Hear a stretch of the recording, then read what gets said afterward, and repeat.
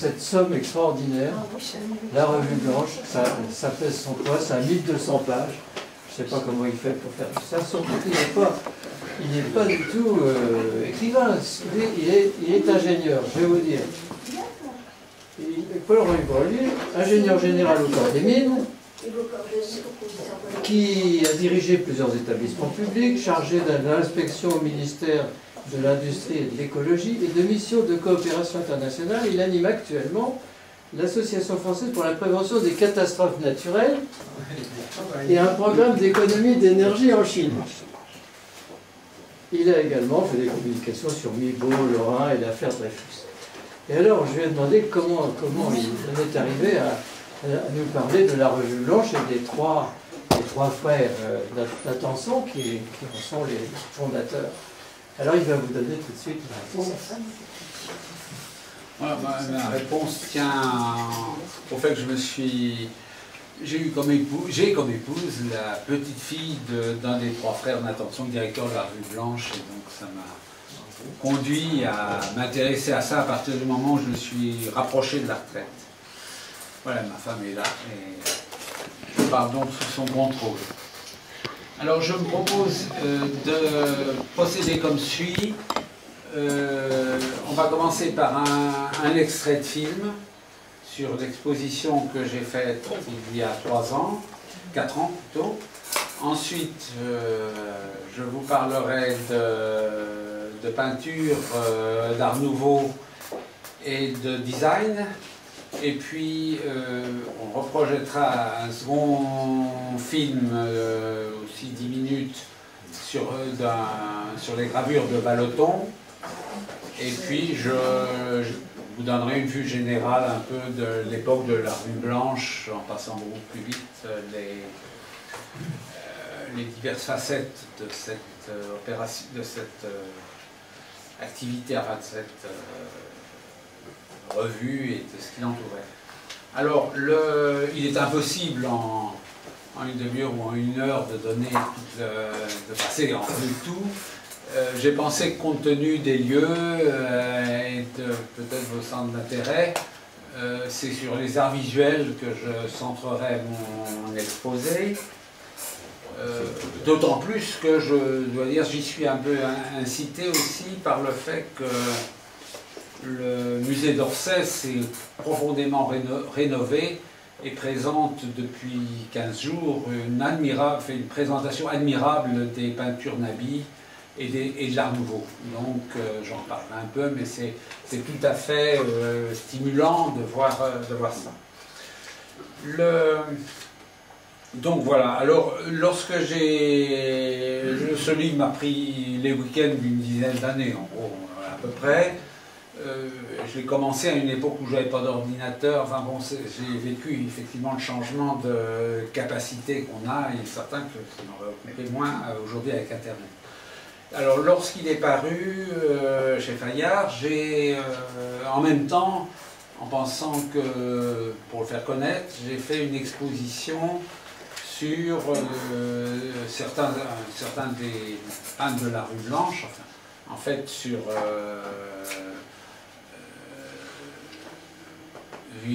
sur Vallotton, Capiello et sur le dessinateur politique qu'était Hermann Paul. Bon, alors donc cette exposition va me donner l'occasion toute simple de l'introduction de façon plus vivante que si c'était simplement un laïus. Donc si on peut démarrer.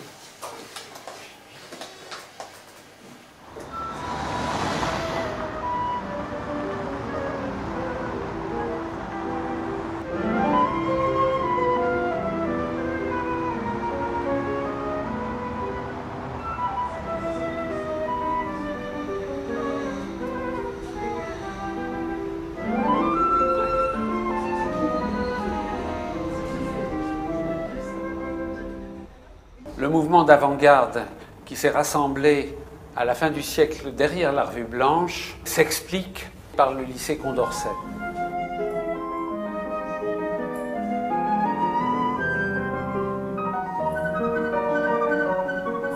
Le lycée Condorcet était sur la rive droite de Paris, le grand lycée qui drainait les enfants des familles intellectuelles, cosmopolites, souvent juives, venant de divers pays d'Europe, espagnols ou de pays d'Europe centrale, et qui dispensait un enseignement d'avant-garde, une pédagogie tout à fait active, où les jeunes pouvaient publier des revues, rédiger des récits et faire du théâtre.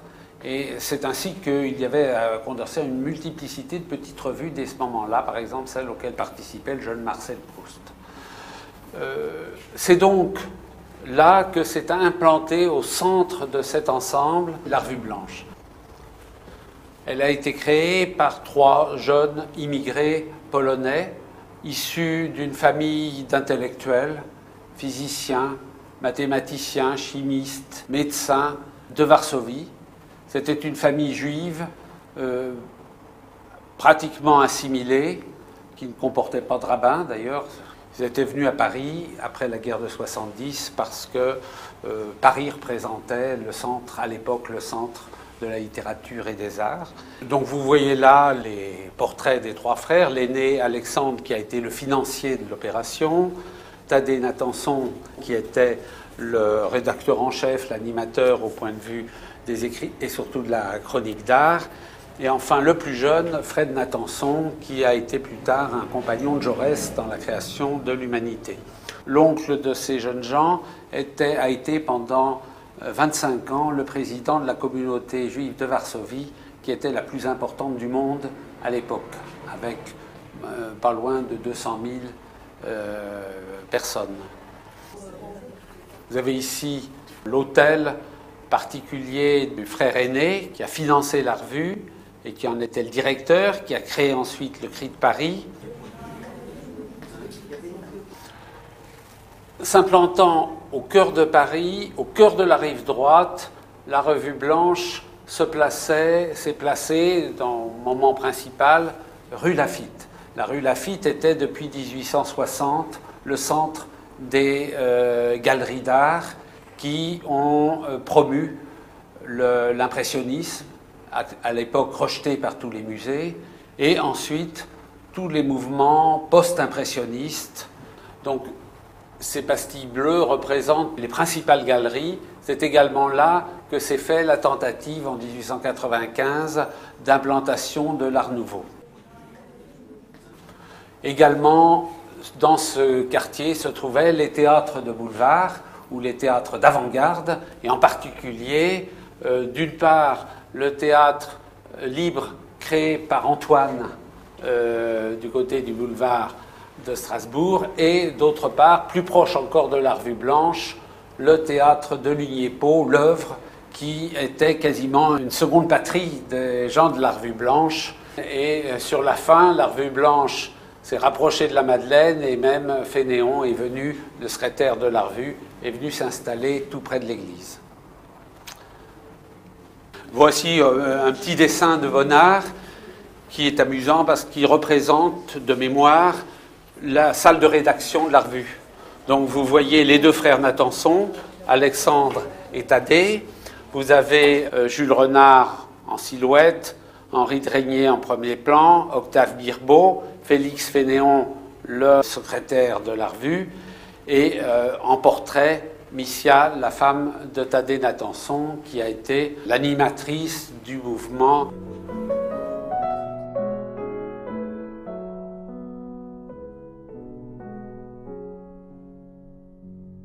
Les lieux parisiens étaient une chose, les lieux à la campagne étaient le complément. Et ces parties de campagne ont eu une importance assez grande dans l'histoire de la peinture française.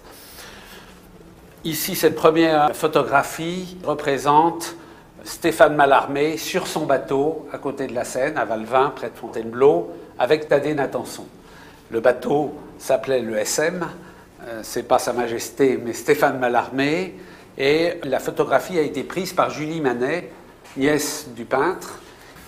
Alors, ceci date de 1896, et pendant 2 mois de l'automne, Thaddée et Missia Nathanson et leurs amis ont vécu dans l'intimité quotidienne de Mallarmé, auquel ils offraient le dîner, et Mallarmé venait écouter Missia jouer au piano, allait sur son bateau ou en forêt faire des promenades avec Thaddée Nathanson. Ça a été un moment absolument merveilleux, à la fois pour le poète et pour les Nathanson qui ont été émerveillés par cette vie commune. Alors ensuite, la maison était petite, je vous montrerai plus loin, de sorte que Missia a préféré se déplacer vers une résidence beaucoup plus grande, et ils sont allés à Villeneuve-sur-Yonne. Et donc toutes les photos qui suivent sont des photos prises au Relais, qui est un ancien relais de poste qui était à Villeneuve-sur-Yonne.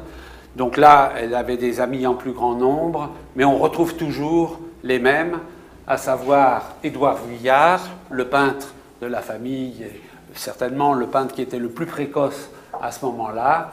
On y voit Missia, bien sûr, on y voit Fénéon, qui était le secrétaire de la revue, Félix Vallotton, qui est le principal illustrateur de la revue, dont on parlera beaucoup, et Fred Nathanson, qui était le photographe. Également des photos de groupe dans la campagne.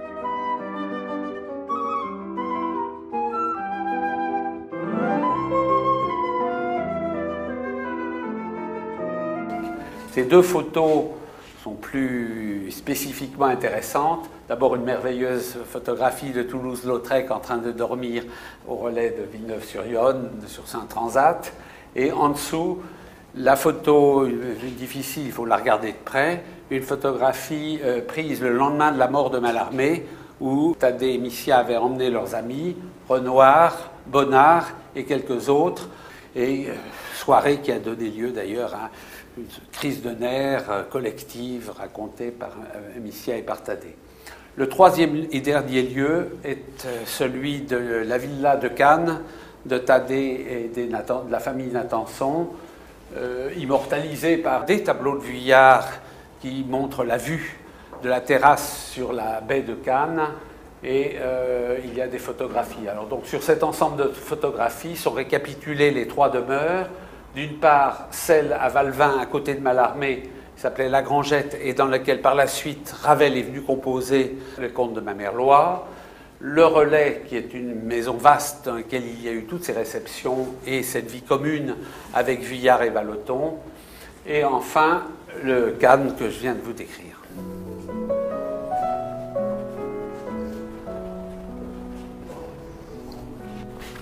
Donc maintenant, plus loin, vous voyez les deux affiches qui ont fait connaître la revue et qui sont aujourd'hui la rendent encore célèbres parce qu'on les retrouve chez de nombreux bouquinistes.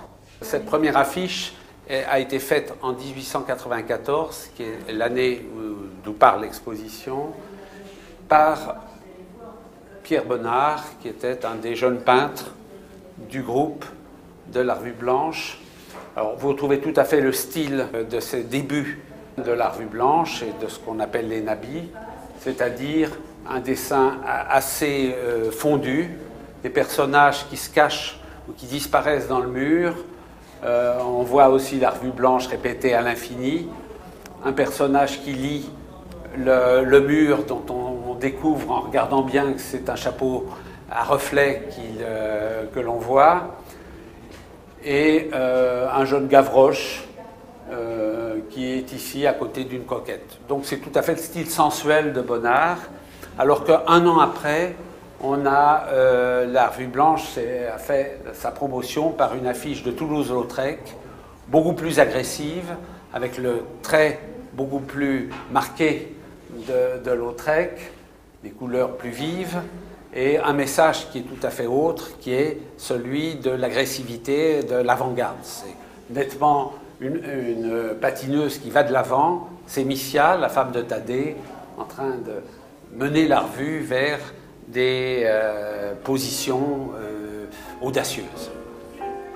Voilà, donc cette exposition se déroulait sur une centaine de mètres avec la suite, mais je dois aujourd'hui parler un petit peu, donc j'interromps là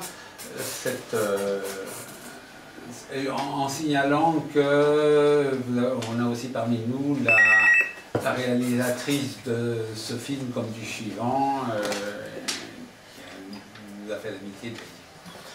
Alors, je vais parler donc, dans cette première partie, de questions plastiques, de peinture, art nouveau et design, en essayant de vous donner des repères. C'est la seule chose que je peux faire dans un temps un peu bref par rapport à cette introduction, pour essayer de bien situer comment s'est produite cette articulation entre la peinture, je dirais, du 19e qui se terminait par les impressionnistes, et puis la peinture moderne qui a éclaté en 1905 avec le Salon des Fauves, puis très rapidement les Demoiselles d'Avignon, etc. Alors, ce que peut-être n'a pas dit le film, c'est que donc, toute cette revue était une revue d'une génération de jeunes, et qu'il y avait des aînés, bien sûr, qui un peu pouvaient comme à l'armée, ou d'autres qui pouvaient leur servir de guide ou de référence, mais c'était vraiment possédé par des jeunes qui avaient 25 ans à peu près, et quand la revue s'est terminée, on avait 10 de plus, avait 35 ans et avait d'autres destins à voir dans la vie. Alors donc, ils sont sortis de Condorcet, et c'est au sortir du lycée qu'ils ont fondé la Revue Blanche. Quelle était la situation en peinture à cette époque? Paris s'était désertifié largement. Les impressionnistes, vous le savez, avaient depuis 1895, avaient droit de cité. Ils étaient achetés par les galéristes, et ça se vendait très bien aux États-Unis. Bon, en France, certainement beaucoup moins. Donc, donc ils étaient installés, mais c'était des anciens déjà, Monet, etc., Cézanne, c'était... Et la plupart avaient, et parmi eux, et parmi les premiers post-impressionnistes, avaient quitté la scène parisienne. Mort de Seurat et mort de Van Gogh. Il y a eu Cézanne, pratiquement uniquement à Aix-en-Provence, Monet à Giverny, Seurat plutôt sur la côte d'Azur, Signac plutôt sur la côte d'Azur. Donc, finalement, ils se sont trouvés à Paris pour commencer à apprendre la peinture, sans maître, et sans même... Bonnard a dit plus tard qu'il avait découvert l'impressionniste en 1895, quelques années après, enfin, 7 ans après ses débuts de peintre. Il n'y avait pas il y avait bien sûr quelques-uns, il y avait Pissarro par exemple, qui était là, mais c'était... Finalement, il n'y avait pas une école impressionniste, beaucoup impressionniste. Alors, j'oubliais que Gauguin, comptait le plus au départ, Gauguin était plutôt en voyage ou vers les Outre-mer, et pour le reste en Bretagne, à Pont-Aven. Donc, ils ont formé d'eux-mêmes un petit groupe de jeunes gens. Hein. Vuillard devait avoir 21 ans, quelque chose comme ça, Bonnard aussi. Et le démarrant, enfin, sortie se faisant au moment de la vague symboliste, c'est effectivement derrière les leçons de Gauguin qui ont été leur point de départ. Ils ont formé entre eux un petit groupe ésotériques ou de camarades qui n'avaient aucun manifeste, aucune présentation extérieure. Ils se désignaient entre eux par le terme Nabi, qui signifie prophète en hébreu, prophétisait un nouvel art, mais c'était entre eux, il n'y a pas un article de journaliste avant 1930 qui porte le mot Nabi, complètement inconnu. Et les idées de départ étaient plutôt, les leaders étaient Ranson, Maurice Denis, Sérusier. Sérusier, ils sont tous les trois connus aujourd'hui, mais Maurice Denis surtout. Ranson et Sérusier très, très sensibles à la théosophie, c'est-à-dire l'occultisme, religion. Et Denis était profondément catholique. Donc ce groupe s'est tenu dans une sorte de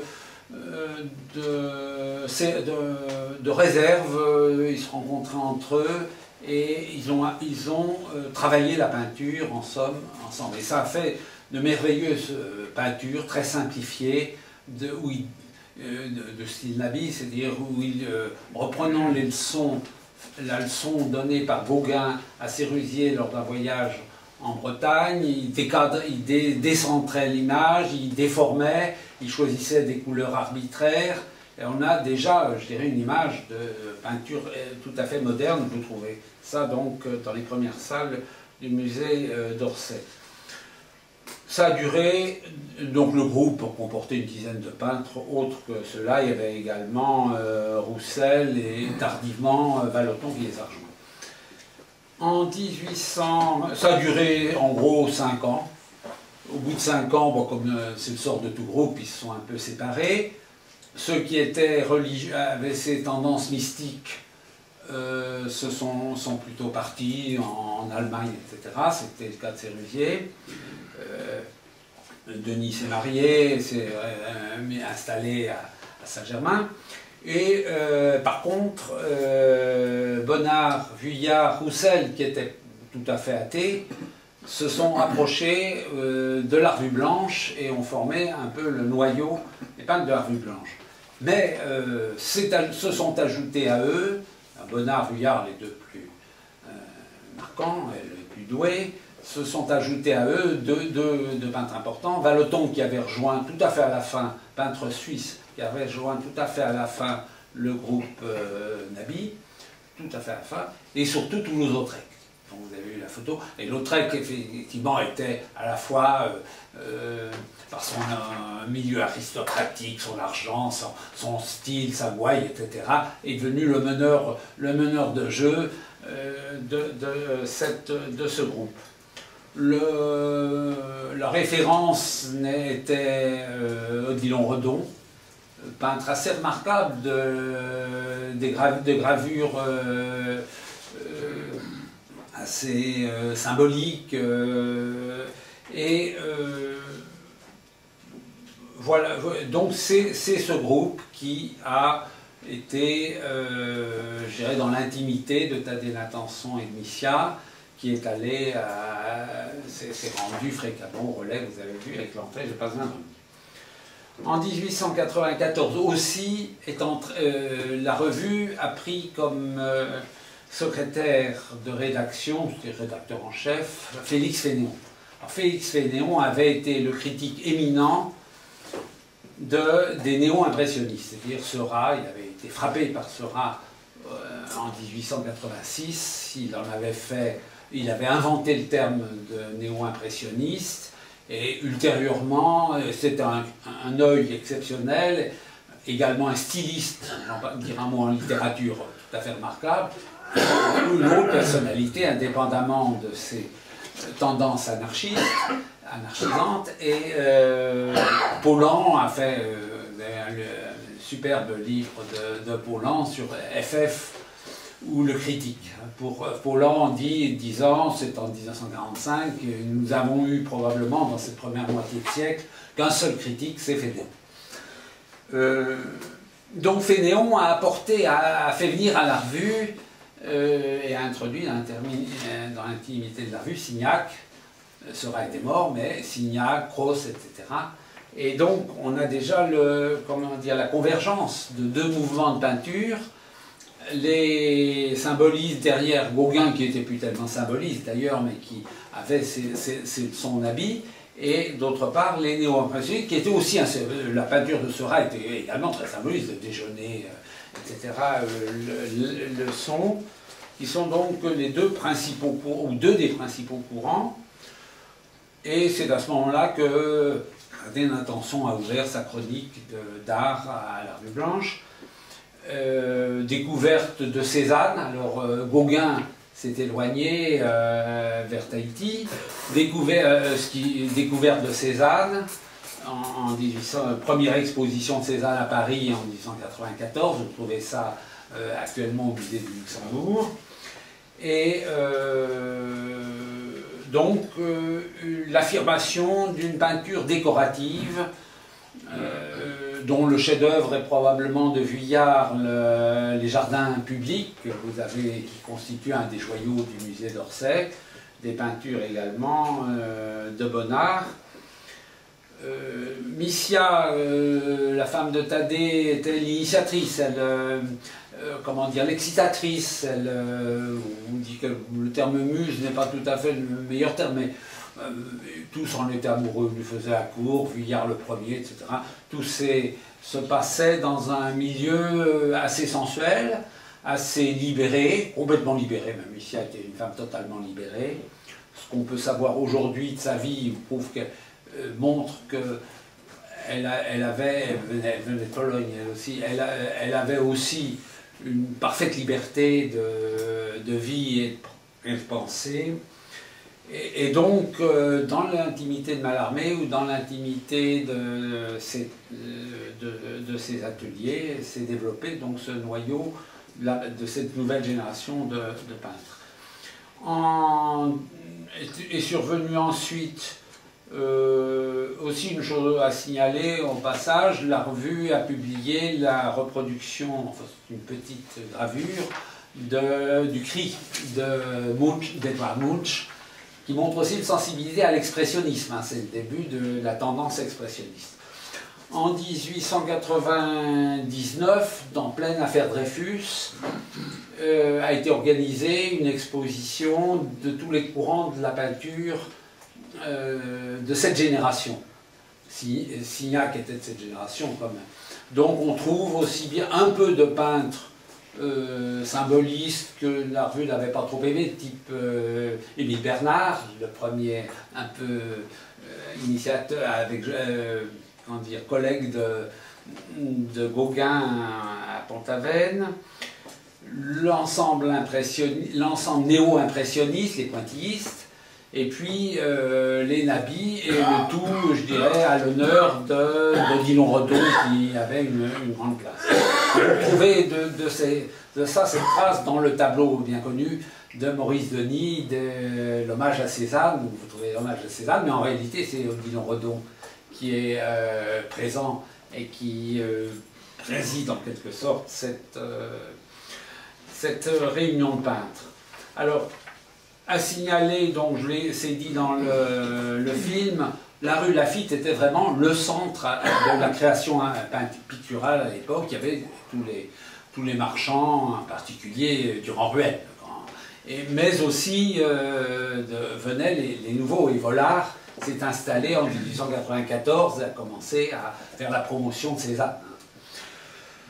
Voilà, et alors, après l'affaire Dreyfus et après le tournant de 1900, la revue, ou c'est Fédéon, je pense plutôt, a découvert Van Dongen, a découvert également Marquet, et je dirais il était un peu sur les pas de Matisse. Alors Matisse, c'est un peu le regret qu'on peut avoir, il a été raté de peu, il aurait dû participer à l'exposition que j'ai indiquée, mais bon, probablement il n'y avait pas la place. Matisse et des gens qui ont été avec lui, les peintres qui ont été avec lui, étaient les élèves de Gustave Moreau, peintre plutôt symboliste, typique, plutôt moyen, mais qui était un excellent professeur, puisque Matisse, Rouault et quelques autres comme élèves, c'est tout de même un signe qu'on savait faire briller les élèves. La revue a consacré un article en 1901 à Picasso, qui est aussi une preuve de sensibilité, enfin d'intuition. Et ça s'est terminé, comme vous le savez, en 1903-4, Matisse est allé chez Signac sur la Côte d'Azur, à Saint-Tropez. Il est allé à Collioure, où il a trouvé les tableaux de Gauguin rapatriés depuis Tahiti. Et de retour à Paris, c'est l'éclatement de la peinture, de l'époque moderne de la peinture, le Salon des Fauves, puis, comme j'ai dit, Picasso, les Demoiselles d'Avignon, le cubisme, etc. Alors l'Art Nouveau, maintenant, voilà pour la peinture. L'Art Nouveau, je pense qu'il est assez intéressant de réfléchir et de donner des repères sur comment s'articule l'Art Nouveau, qu'est-ce que l'Art Nouveau et comment l'Art Nouveau s'articule avec la peinture. Bon, les peintres, il suffit d'avoir un pot de peinture, si je puis dire, un petit atelier endroit pour peindre, des croquis, etc. L'architecture, les arts décoratifs, c'est autre chose. Il faut avoir des intérieurs, il faut avoir des architectes, il faut avoir des commandes, etc. Donc c'est un mouvement différent, fondé plutôt sur, je dirais, à la fois l'architecture, l'ensemble des arts décoratifs et l'architecture.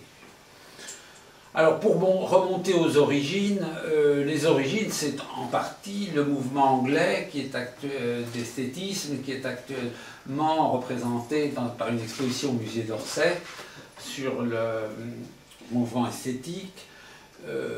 C'est la suite des pré-raphaélites, peinture qui cherchait du nouveau mais qui était encore très encrassée dans, si je puis dire, dans la copie d'époques soit moyenne, soit Renaissance, soit romaine, etc. Mais on voit dans l'exposition l'effort quand même qui était fait pour essayer de trouver un nouvel art décoratif.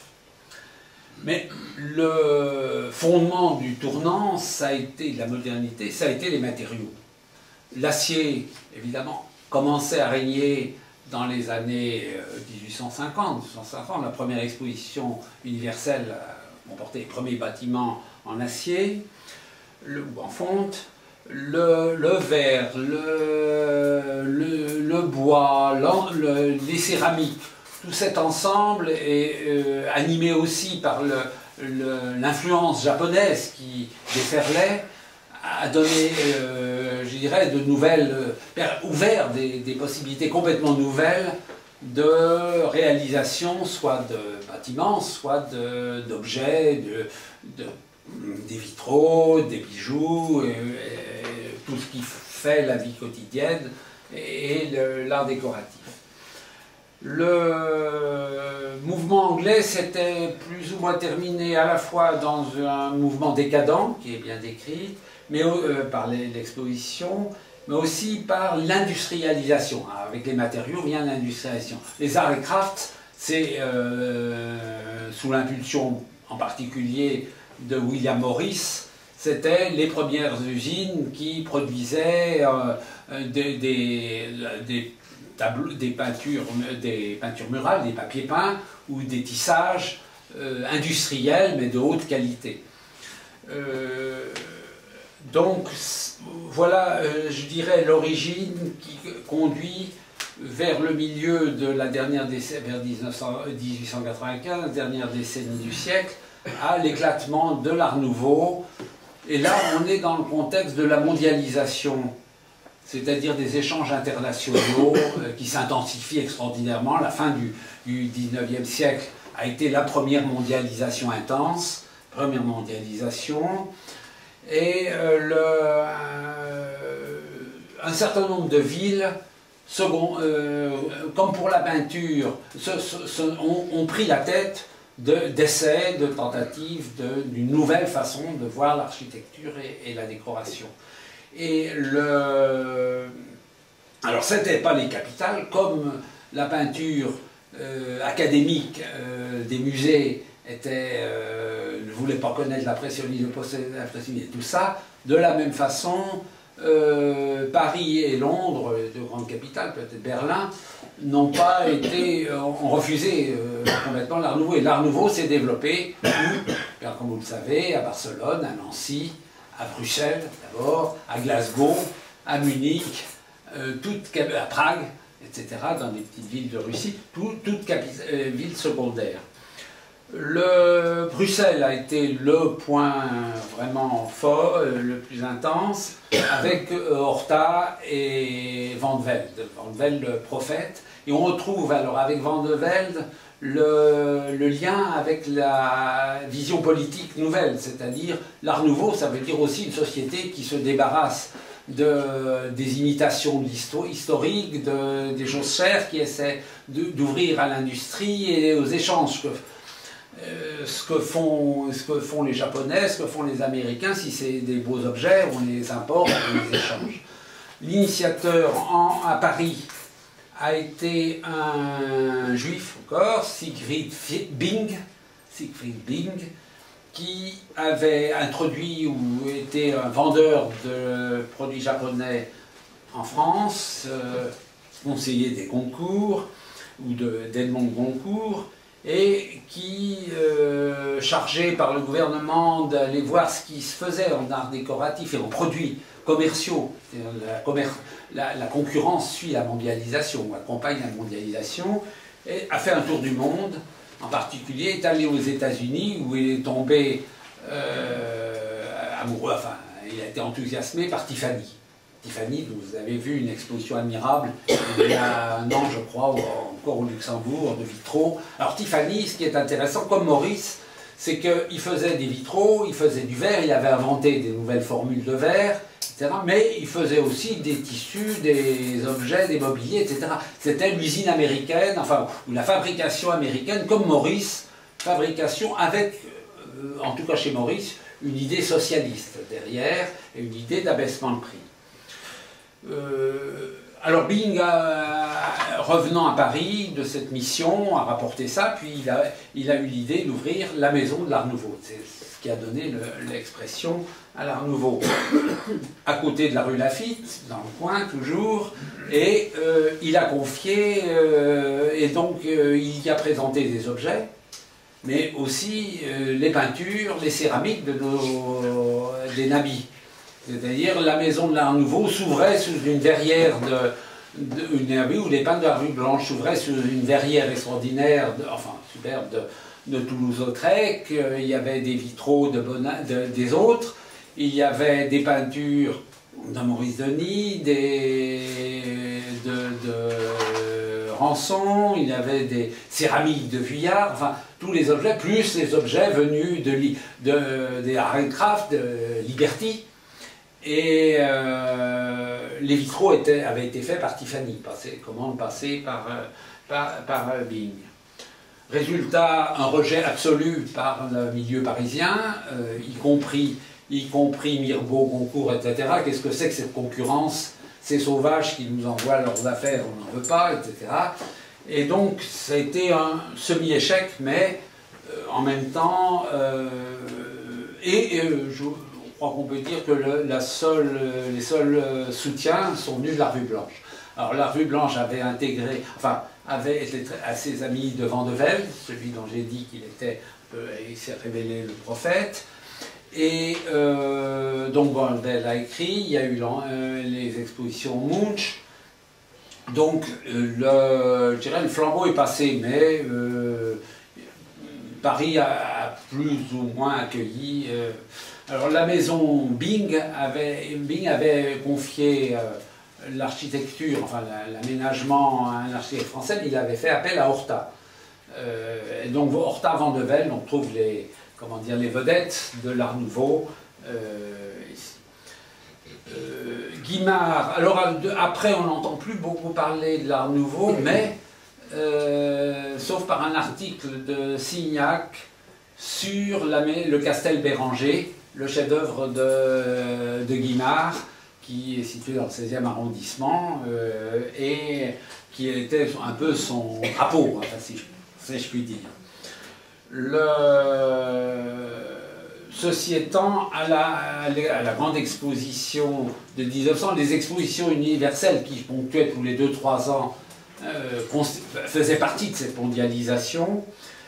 À l'exposition universelle de 1900, là, on a eu une architecture plutôt mixte, hybride, avec à la fois de l'acier, mais ce qu'est le Grand Palais, par exemple. Bon, des voûtes certainement superbes, mais en même temps, on cache par des colonnes antiques. Et Guimard n'a eu aucune commande, sauf celle que lui passait, mais ce n'était pas les pouvoirs publics, je lui passais le métro. Donc nous devons à Guimard, effectivement, quelques décorations de métro qui sont restées. il y avait aussi une tendance, comme pour les arts, les reproductions, les arts étrasques, vers des mobiliers plus simples. C'est encore lourd, hein. L'art nouveau est encore assez lourd, mais on retrouve à la fois, c'est un peu à l'articulation, on retrouve le vitalisme, hein, tout le côté floral qui correspondait à cette époque du darwinisme et des jeunes.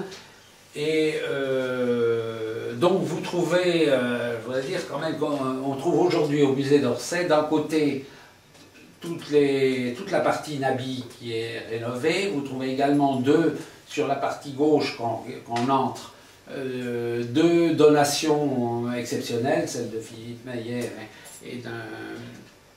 j'ai oublié le nom, moi j'ai pas le nom sur la bouche, mais vous trouvez aussi dans une présentation nouvelle, l'art nouveau et l'art de 1900 avec les décorations de Bonnard, etc. Et on trouve des mobiliers absolument extraordinaires de l'école de Nancy et les céramiques de Gallet, tout ce que vous connaissez. Donc le lien, l'articulation entre les peintres de la Revue Blanche et l'art nouveau est attesté par ses participations, mais évidemment c'était quand même deux mondes un petit peu différents. L'art nouveau n'a pas plus été connu et accepté comme terme que Nabi. La première fois, j'ai regardé dans les références, la première fois qu'on voit réapparaître l'art nouveau, c'est plutôt à la fin des années 30, en même temps que réapparaissaient les Nabis.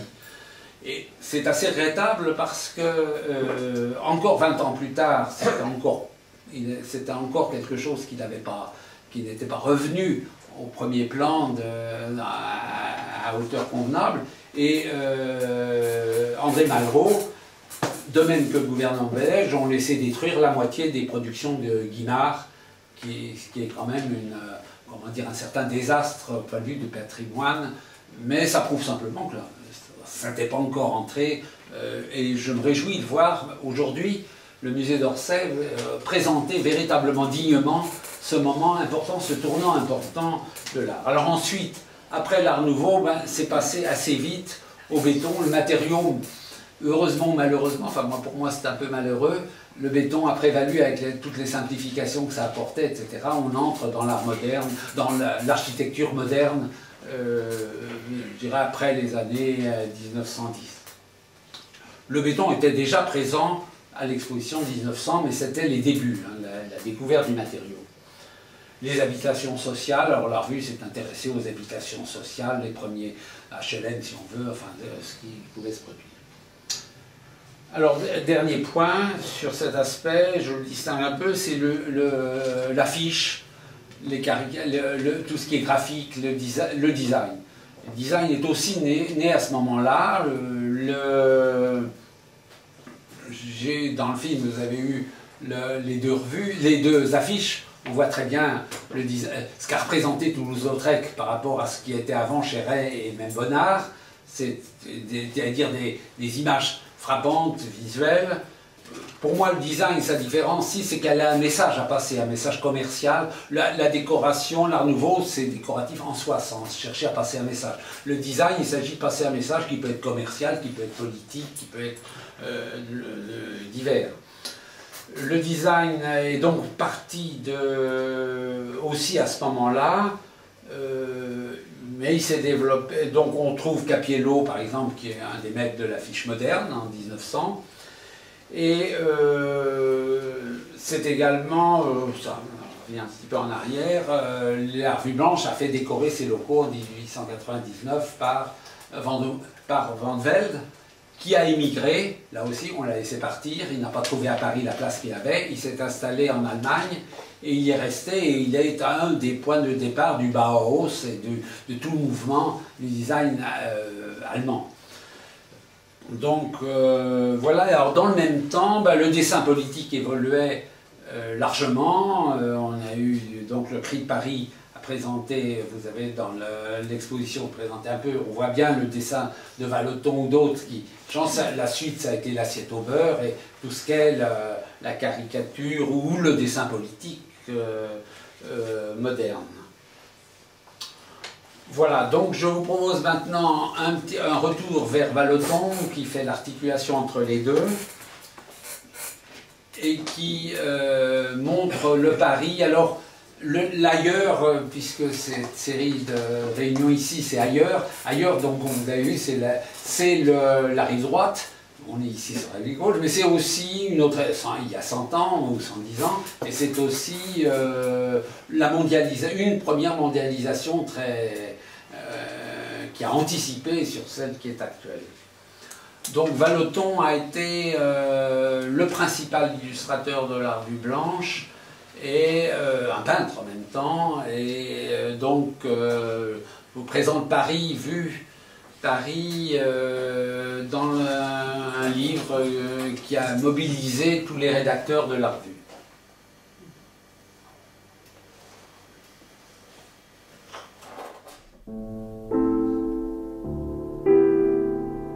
Octave Uzanne, bibliophile militant, édite en 1894 cet ouvrage composé de 30 dessins de Vallotton, accompagnés chacun d'un récit écrit par un des membres de la jeune rédaction de la Revue Blanche.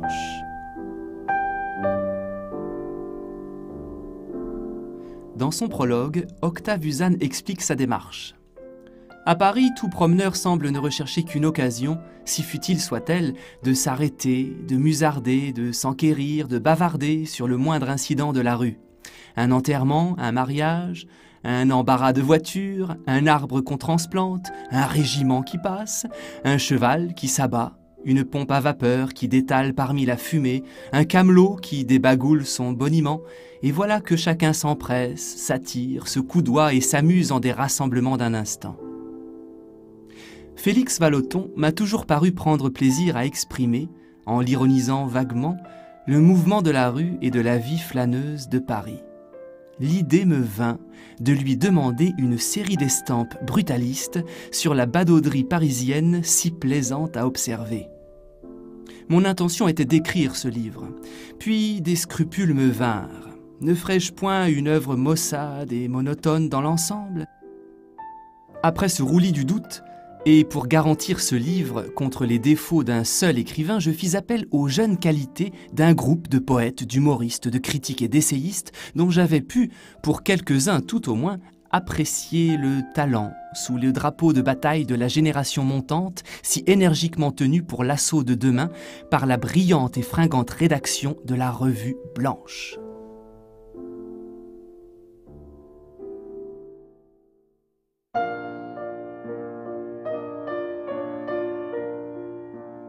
Le mur froid de la Madeleine abrite les pompes mondaines contre la grouillante émeute populaire de tous les omnibus qui passent, narquois, cocasses, couvrent le sol de fleurs bigarrées, emportent des corbeilles, des paniers, des dames et des employés, puis s'enfuient vers les distances incroyables des Bastilles et des Passy.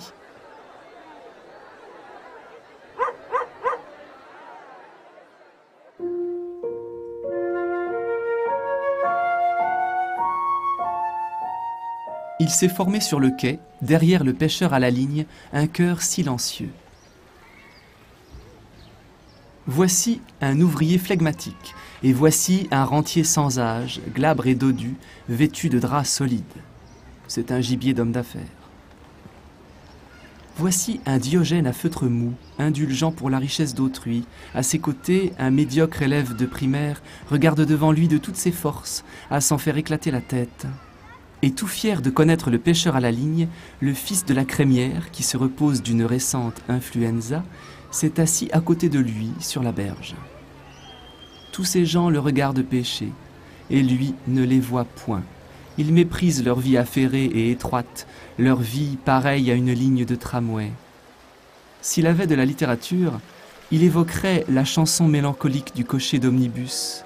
Son petit nom était Léon, il disait de rares paroles, ses heures n'étaient pas plus folles que des notes d'accordéon.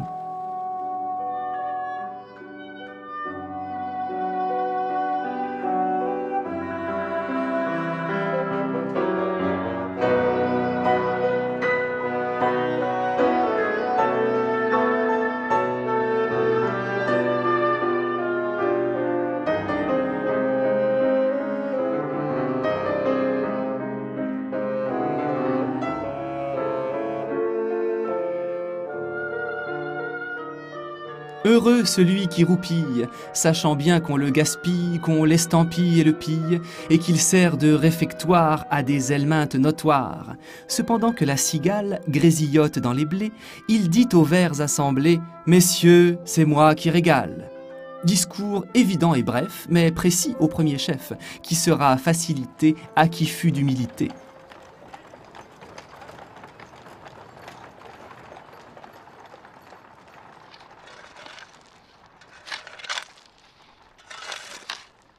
C'est une gueule énorme qui baie, se secoue et rend des terres bilieuses ou plus péniblement vomit ces pelletées de terreau noir qu'on dirait que du charbon ensanglante. Pour l'ordinaire, rien ou presque ne bouge. Mais les passants attendent sans doute l'extraordinaire, qu'apparaissent les mystérieuses entrailles de la terre ou qu'une source jaillisse. Cependant, résignés à la rareté du prodige qui fait tout son prix, ils attendent patiemment quelque chose qu'ils ne savent pas et, respectueusement silencieux, continuent sans se lasser de regarder.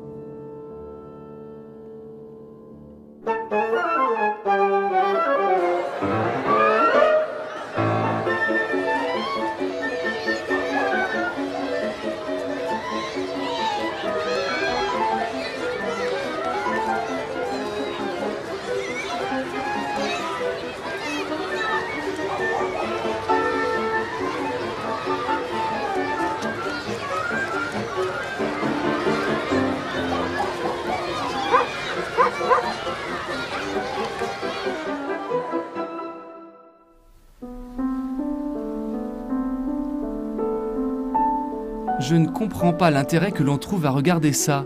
Personne ne bouge. Peut-être y a-t-il quelque chose de spécial que je n'ai pas découvert? Un noyé? On crierait. L'homme à la barque se dépêcherait un peu plus. J'ai deviné, c'est un pêcheur. Les goujons pullulent à cet endroit. Il va amorcer sa ligne. Où est-elle, sa ligne? Tiens, il n'a pas de ligne.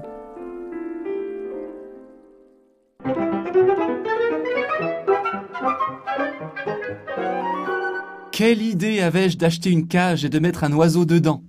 L'oiselier me disait « C'est un mâle, attendez une semaine qu'il s'habitue et il chantera des airs variés. » Or l'oiseau s'obstine à se taire et il fait tout de travers. Dès que je remplis son gobelet de graines, il les pille du bec et les jette aux quatre vents. J'attache avec une ficelle un biscuit entre deux barreaux. Il ne mange que la ficelle. Il repousse et frappe comme d'un marteau le biscuit, et le biscuit tombe. Il se baigne dans son eau pure et il boit dans sa baignoire.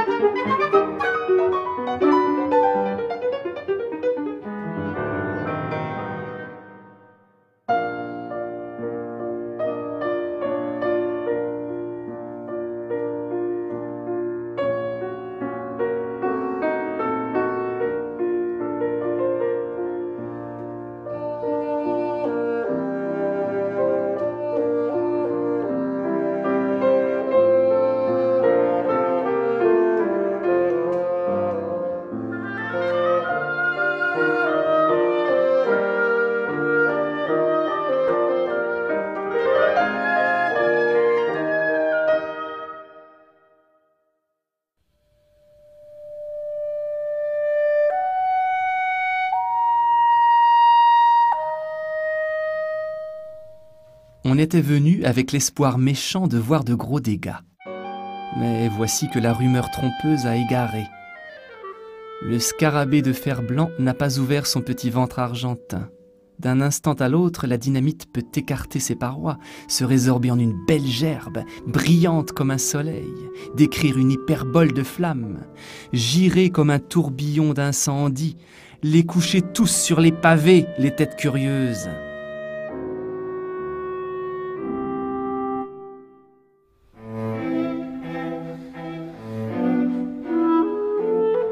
Des passants qui se hâtaient s'arrêtent, extirpent du collet de leur par-dessus leur nez. On piétine dans la boue, supputant sur la foi d'une lueur mal localisée au ciel nocturne les titres des divers quartiers à l'aubène d'un incendie. Ménilmontant, Belleville, Clignancourt ont des partisans, la Villette aussi. C'est peut-être le Sacré-Cœur qui brûle. Demandez la clameur, 5 centimes, les détails complets sur l'incendie.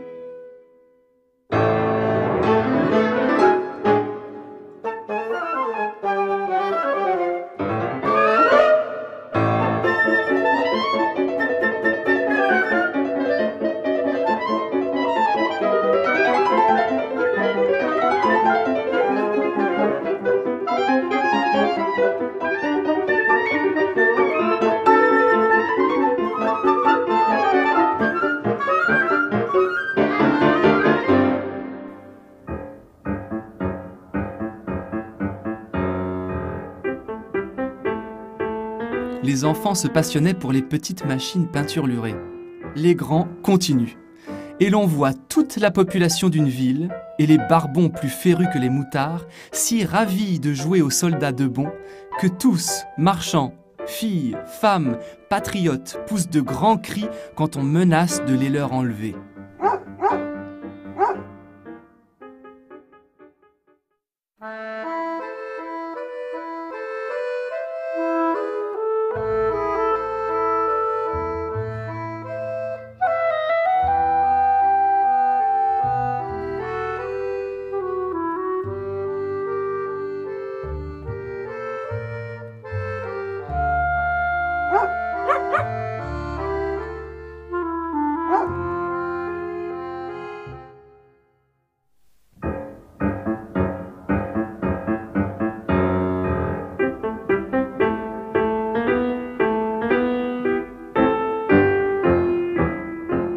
Les voilà, leur face convulsée excite le rire et ma pitié.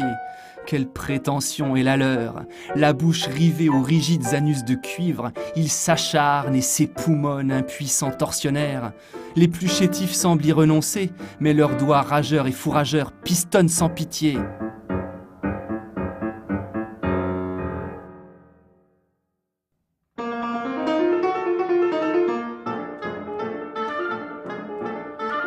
Nous avons connu des jours meilleurs. Ce fut jadis l'ardeur populaire, la flamme bruyante des idées pour lesquelles on aimait mourir, contre ces grilles à gronder la voix du peuple au réveil des vieux faubourgs. De quelle époque parlez-vous donc? Voyez, il est 5h30, les députés sortent. Ils échangent les cancans de la maison, les potins pour entre-soi que l'étranger ne comprend pas plus que des plaisanteries de famille. Peut-être aussi disent-ils tout simplement « Que faites-vous après dîner? Venez-vous aux Folies Bergères ?»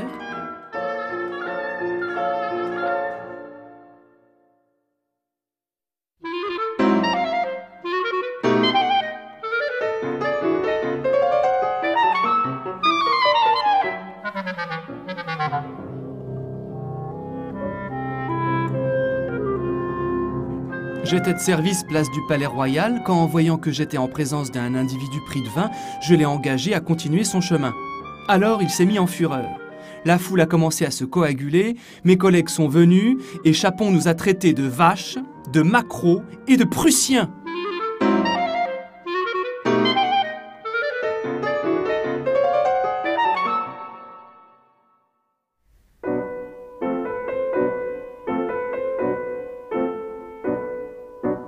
Les manifestants ne s'étaient pas attardés à des notations de nuances, à la tendresse du gris nocturne, à la tendresse du blanc des maisons.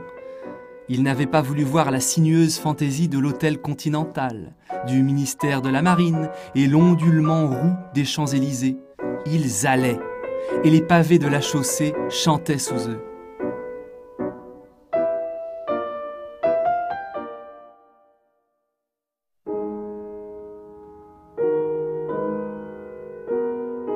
Il pleut. Des gouttes tombent sur sa fièvre, sur son front, sur son monocle. Elle tache son grand cordon de la Légion d'honneur, tache son chapeau, irrémédiablement. Oh, ce pauvre chapeau! Il le tient à bout de bras, l'offre stoïque, à la pluie comme un pot de fleurs. Le cauchemar s'aiguise, et la pluie se fait plus insidieuse.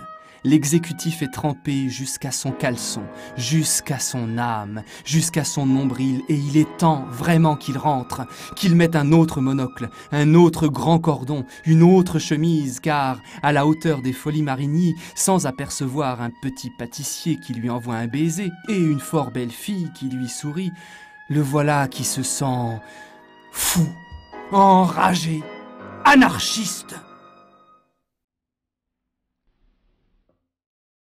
Le plaisir de la badauderie ne doit pas cependant masquer le caractère exceptionnel de ces 30 planches, exécutées par photogravure sur zinc, technique patiemment perfectionnée pendant 40 ans par Gillot et son fils.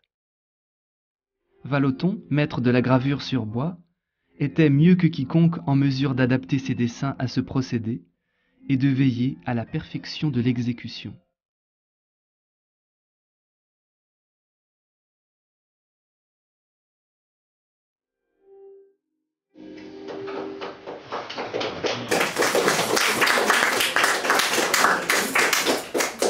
Voilà, ben, si vous voulez, je vais un peu accélérer maintenant pour ne pas tenir trop tard.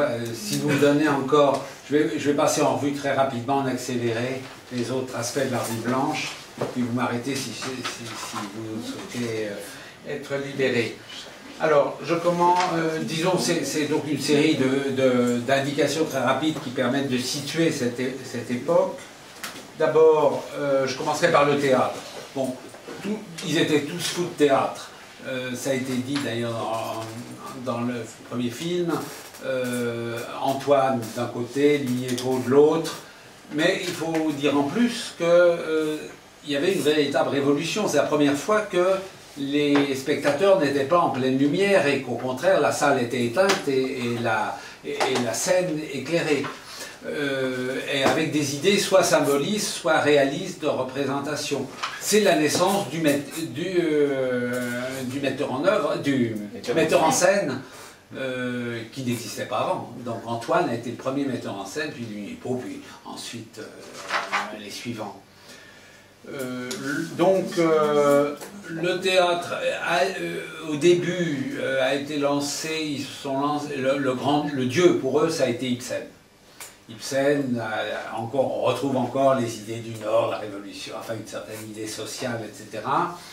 Et également Tolstoï. Et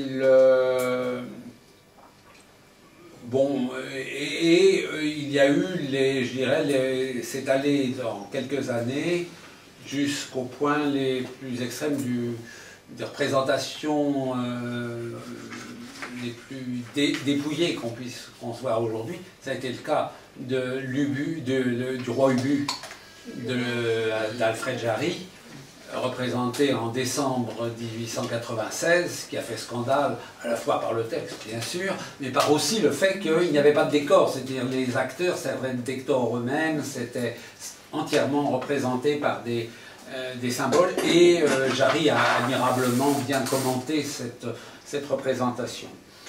Ensuite, il y a eu, après l'affaire Dreyfus, ça a été le triomphe du théâtre de boulevard. Donc là, on estime moins aujourd'hui, Tristan Bernard, Jules Renard, etc., avec un fond social. La revue a terminé, on trouve dans le dernier numéro, avant-dernier, la Tchekhov. C'est-à-dire qu'elle a bien parcouru, je dirais, de Tolstoï à Tchekhov, tout ce passage aussi à la comédie moderne. J'ai oublié de dire que les décors étaient faits d'Antoine étaient faits par Ribes, un des nabis, et les décors de l'œuvre ont été surtout faits par Vuillard, qui en a fait beaucoup, puis tous les autres peintres en ont fait. On trouve les décors de Toulouse-Lautrec, Sérusier, etc. Voilà un point. Donc le théâtre. Du théâtre, on peut passer à la musique. La musique a été aussi l'objet d'une rubrique importante de la revue. Missia était pianiste, son grand-père était le virtuose européen du violon. La revue, la chronique musicale a été pendant toute la décennie a été wagnérienne. Alors à l'époque, Wagner c'était un peu la révolution, enfin c'était contre le conformisme anti-germanique, c'était d'imposer Wagner. Puis page a tourné, Et la rubrique est passée entre les mains de Debussy, et c'est effectivement le tournant de la musique contemporaine. La représentation de Péléas et Mélisande, qui a été plusieurs fois, qui a fait l'émerveillement de la revue. Donc, et le début de Ravel, c'était pas le début de Ravel, mais disons les débuts de relations de Ravel avec Missia et la suite des compositions de Ravel. Voilà, le début aussi, l'aboutissement, ceci aboutit à un aboutissement aussi bien théâtral que musical dans un spectacle global qui a été les ballets russes, dont Missia a été largement, avec ami intime de Diaghilev, a été largement comment dire, la mécène. Les ballets russes ont commencé en 1907, je crois, à peu près la première fois, puis après c'est devenu beaucoup plus triomphal. Alors de là, j'ai prévu de passer à la littérature. Bon, alors bien entendu, la revue était littéraire, c'était quand même le fondement, je dirais autant que la peinture, peut-être plus que la peinture. Donc là, j'ai pas le temps de passer en vue, je peux donner simplement quelques noms. Donc en poésie, le maître a été Mallarmé, c'était tous, c'était la référence, son point de vue pensée, etc. Donc Mallarmé a été pratiquement le patron intellectuel de la revue pendant 2 ans. Après, pour rester en poésie, donc la revue a encensé Verlaine, mais qui était complètement clochardisé, et Rimbaud, qu'on découvrait comme on pouvait, parce que sa sœur Isabelle avait mis la main dessus, et qu'il était mort, on ne savait même pas s'il était mort, etc. Donc, des pages inédites de Rimbaud étaient publiées. Il y a eu Pater Berry, Chanson, le mari d'Isabelle a publié des articles. Donc les phares ont été Rimbaud, Verlaine et surtout Mallarmé. Et après 1900, Apollinaire a fait son entrée dans la revue. Et puis alors, bon, une flopée de poètes, plus ou moins connus, de Toulet à Jabs, etc., etc. Au point de vue des romans et de la prose, bah il suffit de citer les noms. Ça a été Proust au début, Gide qui a publié qui a publié et qui a été le critique littéraire pendant 1 an, Jarry qui a été très important, qui a été après 1900 le principal je dirais, fournisseur de textes tout à fait étonnants, qui ont publié depuis sous le titre de La Lanterne Verte, de faits divers, enfin d'interprétations à la Jarry, plus les livres, puisqu'une maison d'édition a été créée, le Surmal et Messamine.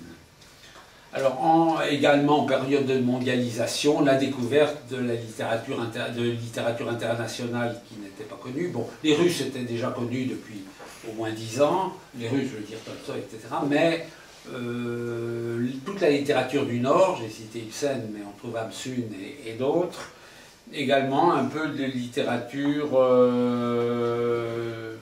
je dirais internationale. Les deux livres qui ont été les plus remarquables, ou en tout cas connu le succès le plus remarquable, ça a été Les Mille et une Nuits,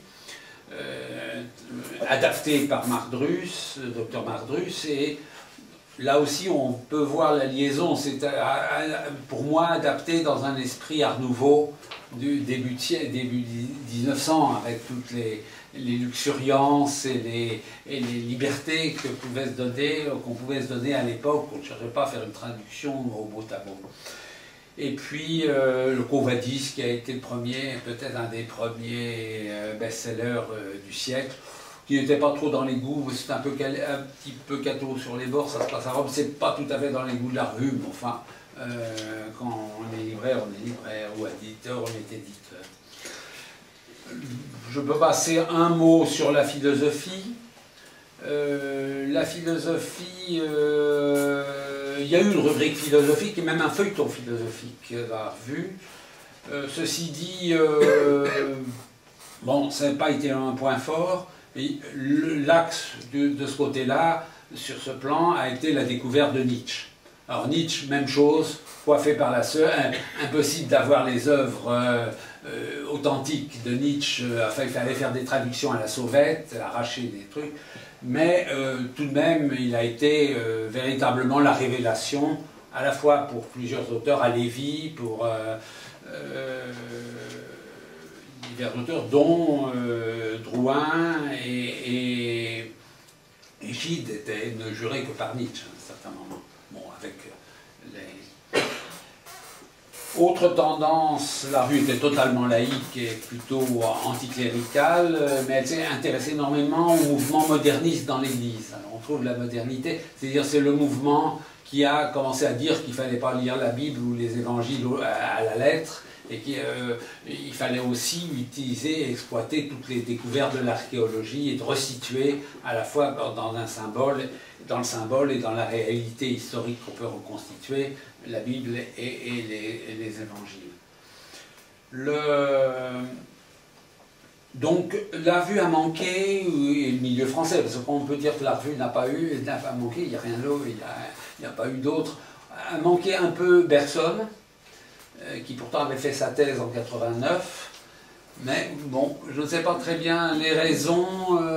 Bergson avait été assez personnel, et en fait il n'a connu de succès que lorsqu'il a été nommé au Collège de France en 1904 pratiquement. Il a commencé même une première année où il a fait sur le, je ne sais plus si c'était romain ou grec, et puis il a véritablement commencé son cours avec un succès fantastique en 1905 ou 4 ou 5, donc la revue était terminée à ce moment, n'existait plus à ce moment-là. Donc voilà, du côté Freud, même chose.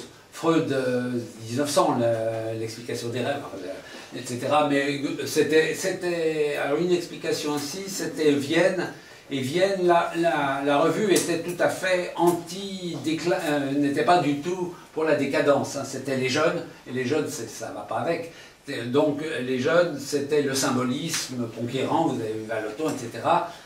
Donc Vienne n'était pas considérée comme une capitale d'avenir, hein. C'était une capitale en déclin. Et peut-être est-ce un peu l'explication qu'elle n'a pas apporté une attention forte. Autant la revue avait l'œil fixé sur Berlin, sur Londres, sur Chicago, sur toutes les capitales, autant Vienne n'a pas été, il n'y a pas eu un mariage entre Vienne et Paris en 1900. Sur les sciences et techniques,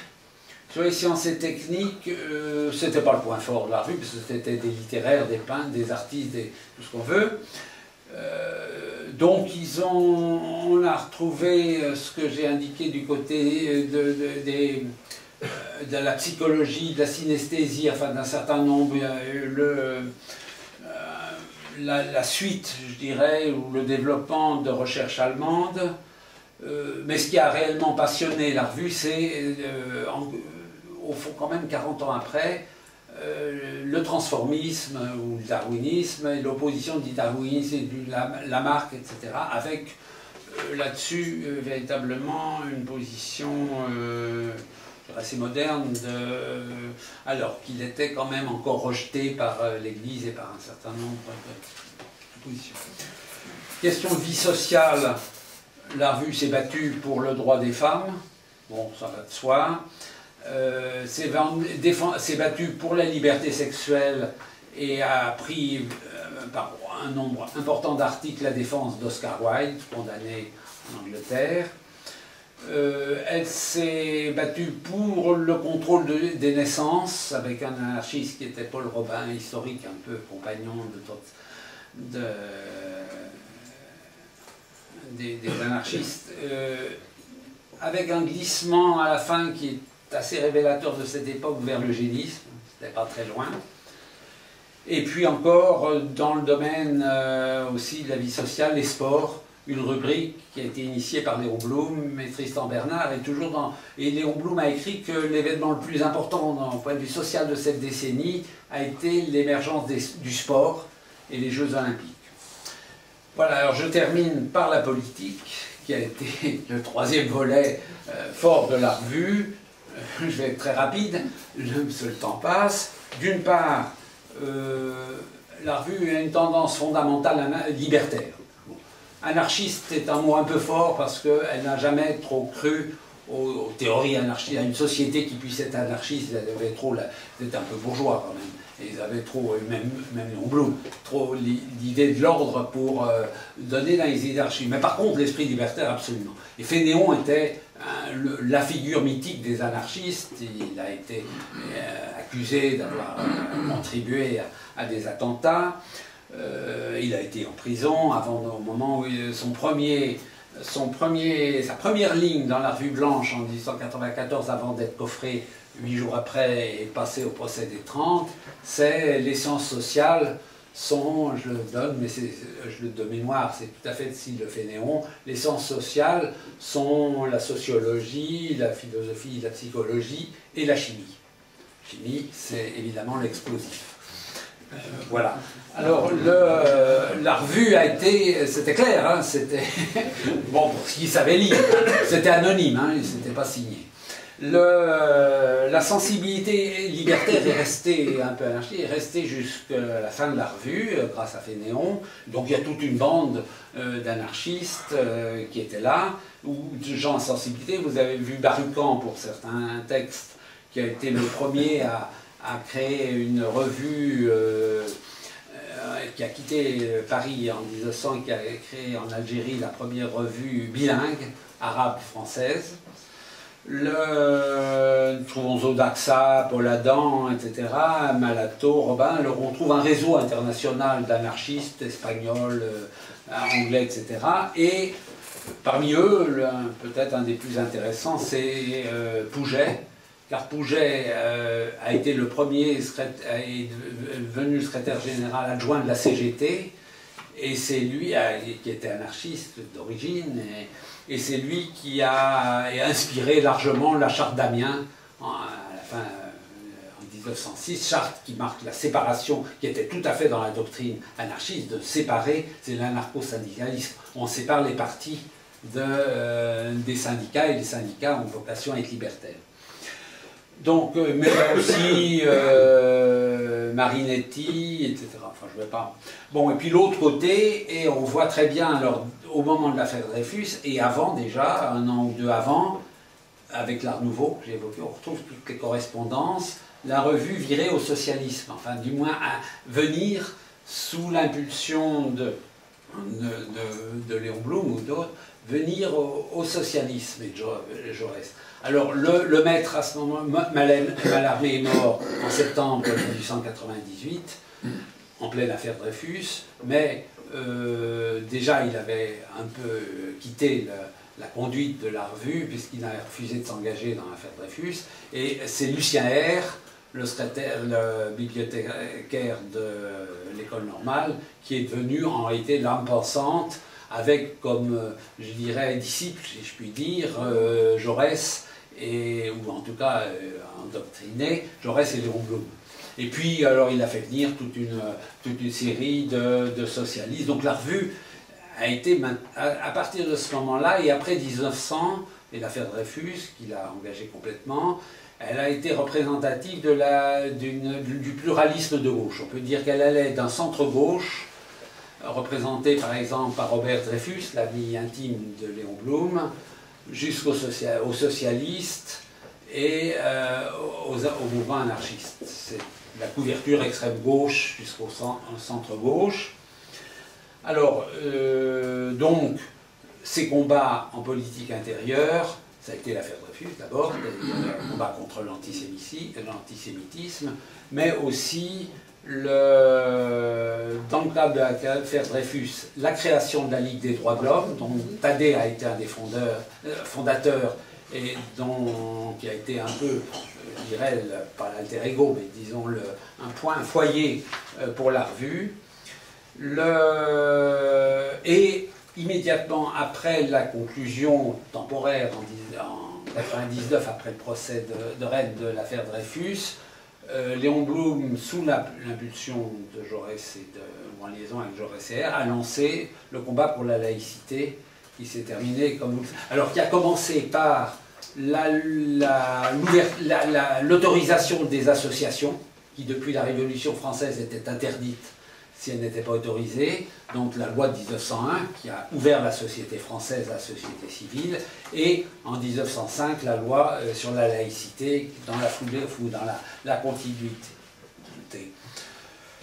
Donc voilà, et puis un prolongement de la revue, si je donne 1905 comme tournant, c'est que une bonne partie de l'équipe de la Revue Blanche, Léon Blum en tête, s'est retrouvée aux côtés de Jaurès pour créer l'Humanité en 1904. Alors l'Humanité a eu une première année extraordinaire qui était une année constituée d'intellectuels.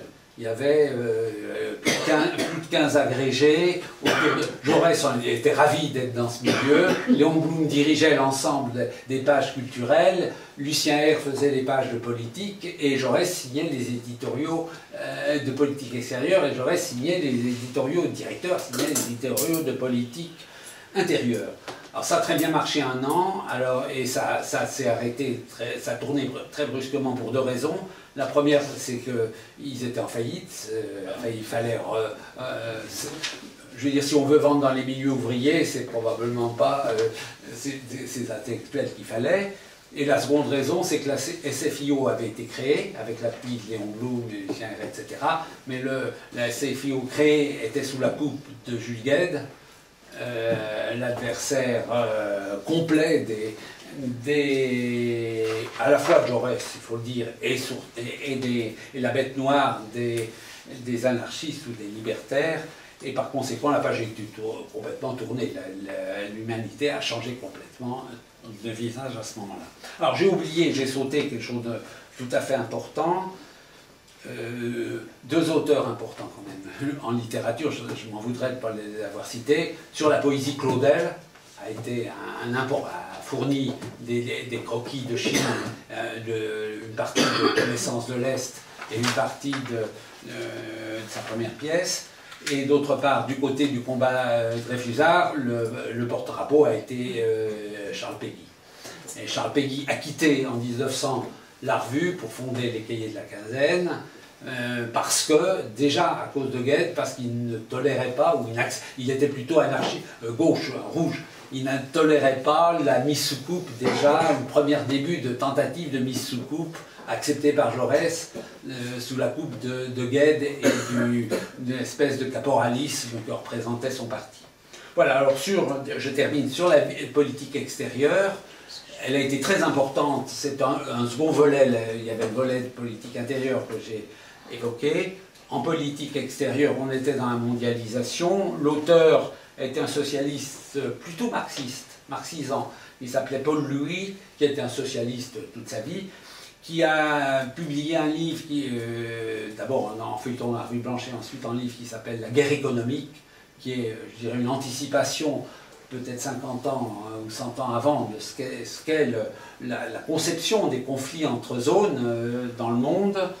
Et puis il avait trouvé d'amples sujets pour se battre. Alors le mouvement, avant tout, le mouvement contre le militarisme, c'est-à-dire le pacifisme. Alors, le porte-drapeau du pacifisme à la Revue Blanche, ça n'a été autre que Tolstoï. La revue a publié de multiples pamphlets de Tolstoï qui prônaient la désobéissance par rapport au service militaire, etc. Et puis Gaston Mock, qui était plus jeune, qui est le père de Jules, qui a fait un livre sur l'armée, au moment de l'affaire Dreyfus, l'armée de la démocratie, d'une démocratie, qui défendait les idées que Jaurès a repris en 1909 dans l'armée de métier, qui était une armée populaire en quelque sorte, sans... Voilà, mais il y a eu bien d'autres combats. D'abord, nettement beaucoup d'articles anticolonialistes, là il n'y a aucun doute, sans faire système, mais une description extrêmement noire de ce qui se passait dans les colonies.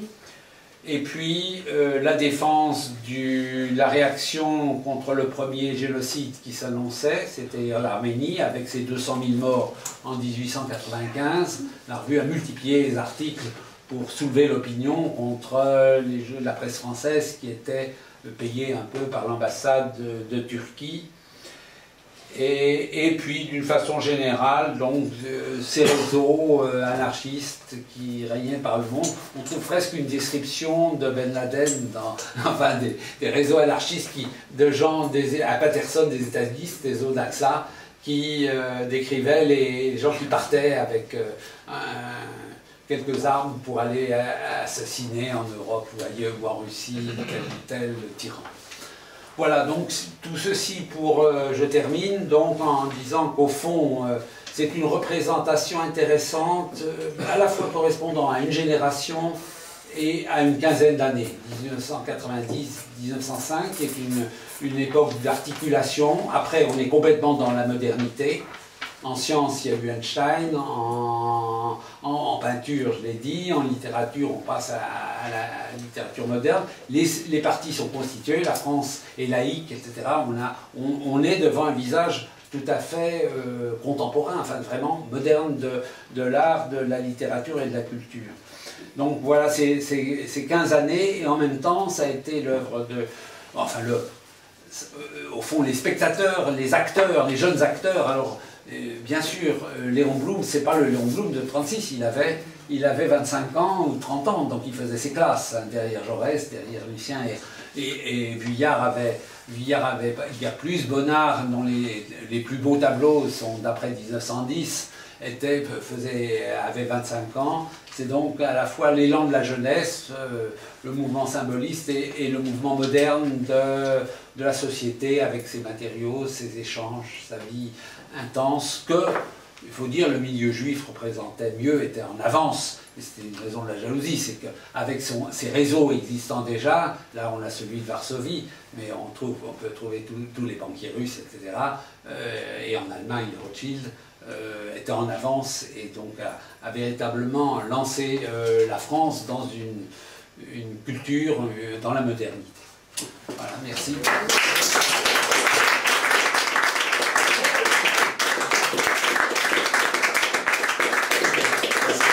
J'étais un peu long, il ne faut pas m'en vouloir. Alors je signale qu'il y a deux livres à vendre. On sait qu'ils veulent voir ça. L'éditeur Fayard en a. Hein, il en a il a réussi à en sortir un, le reste est dans leur dépôt loin. Alors voilà, ça c'est bien, mais il y en a deux. Oui, ils sont quelque part si ça intéresse quelqu'un. Si ça intéresse quelqu'un. Voilà. 1200 pages. Hein. C'est formidable. Mais il y a peut-être des questions. Il y a peut-être des questions, oui, certainement. Mais oui. Pardon, comment elle a fini la revue? La revue, elle s'est arrêtée. Je crois que la raison fondamentale, c'est qu'ils avaient terminé. Ces jeunes gens qui avaient créé cette revue à 20 ans se retrouvaient à 35 ans, il était temps qu'ils fassent leur carrière. Alors, leur carrière, c'était celle qu'ils imaginaient. Blum s'imaginait critique dramatique. Hein. Bon, c'est comme ça, jusqu'à l'assassinat de Jaurès, hein, et un peu plus tard. D'autres allaient vers la peinture, etc. Donc, il fallait passer la place au suivant, et je crois que c'est comme ça. Bon, le Mercure de France, alors ça a fait naître... Le Mercure de France a vécu jusqu'à la guerre et après, mais avec le défaut de glisser, enfin on a du mal à saisir ce qu'a été le Mercure de France durant 60 ans. Hein. Bon, alors la revue blanche a plutôt donné naissance par son design, ses tendances, Gide, etc. Il y a quatre des pères fondateurs de la NRF venaient de la rue Blanche, sur les 7, hein, je crois qu'il y en avait 7, il y avait Drouin, Copeau, bien sûr Gide, et je ne sais plus qui encore. Rivière était plus jeune, non, Rivière était plus jeune, donc... alors le seul écrivain qui n'a pas été... qui n'a pas donné sa signature à la revue, c'est Paul Valéry, qui s'est écarté de lui-même, parce qu'il était sollicité pour antisémitisme. Il ne voulait pas écrire dans une revue juive. C'est clair là-dessus. Il a été sollicité, il a refusé.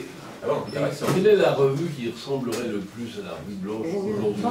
Il y en a pas. Non, je crois que cette idée de... Je crois qu'elle a représenté un moment de l'histoire culturelle, hein, maintenant, et politique. Maintenant, d'une génération, mais il n'y a pas de... On ne voit pas les générations, je crois qu'il n'y a rien de tel. Hein. On peut dire qu'il y a eu des mouvements un peu globaux, comme le surréalisme ou d'autres à certains moments. Mais cette différence n'a pas duré... Enfin, c'était autre chose.